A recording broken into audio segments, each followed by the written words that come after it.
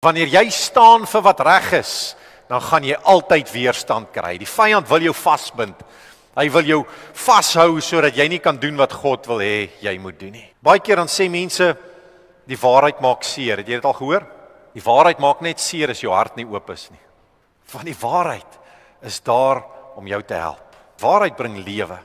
So Jeremia verkondig die waarheid en hy sê vir hulle, julle is soos klei in God se hand. Al was julle ongehoorsaam, sê die Here, kom terug, ek sal julle vorm. Die Here sê, hy is 'n pottebakker en daar is klei.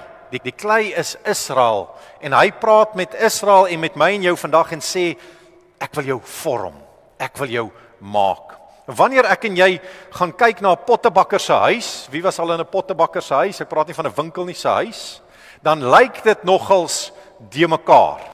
Want daar's heeltyd 'n verandering wat plaasvind. Daar's stof en daar's klei, maar daar's heeltyd 'n verandering wat plaasvind.